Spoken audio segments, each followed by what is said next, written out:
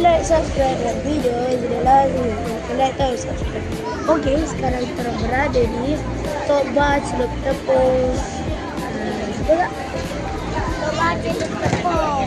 Tok Ba Celup Tepung. Sekarang tak ada lampu pajak ya. Okey, sekarang kita orang berada seramai Perkenalkan. Tak minum, tak baca doa tu.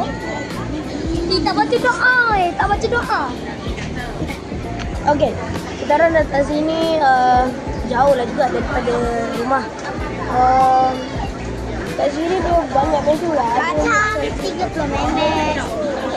Dekat sini dia ada banyak menu. Salah satunya adalah nasi lemak, nasi lemak kukus, celup tepung, dan yang terakhir sweet tulang. Okey, dekat sini bukannya sikit tau. Nasi goreng, nasi Arab.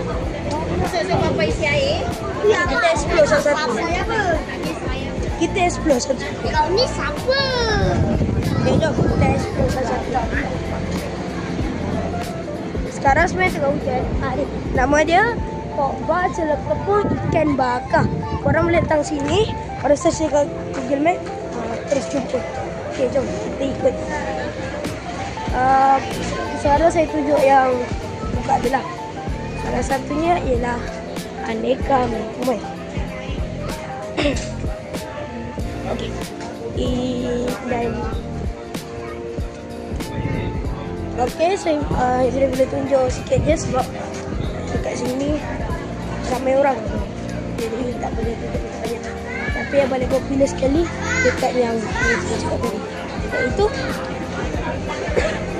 Iaitu dekat Tok Ba Celup Tepung Ikan Bakar. Boleh datang sini, tak lama pun. Kalau korang dari jauh, memang malu datang sini. Okey, jom. Kita nak explore lagi dekat belah sana pula. Okey. Okey. Kat sini kita ada ni. Ni nama dia kedai macam dessert. Dekat sini kedai kambing. Sekejap saya tunjuk. Itulah lebih kurang. Okey, lepas tu yang ni kedai yang hampir dia yang paling ujung.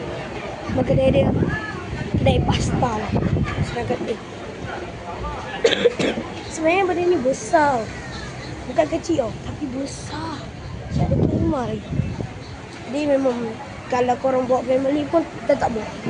Okey, kita akan sambung sampai sini waktu makan. Let's go.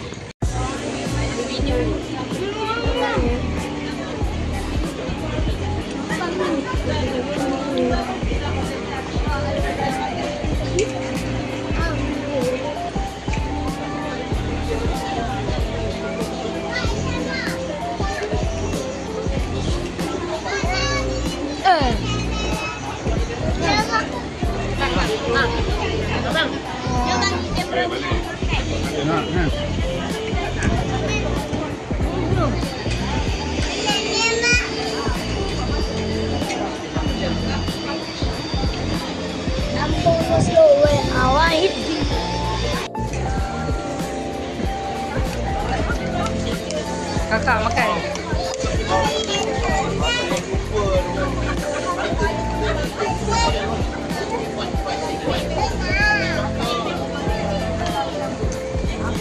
Okey, jadi itu sajalah untuk video kita kali ini. Jangan lupa tekan butang like, subscribe dan kita orang pun dah nak balik dah. Tanpa boleh masa. Jangan lupa like, subscribe. Bye bye semua. Assalamualaikum.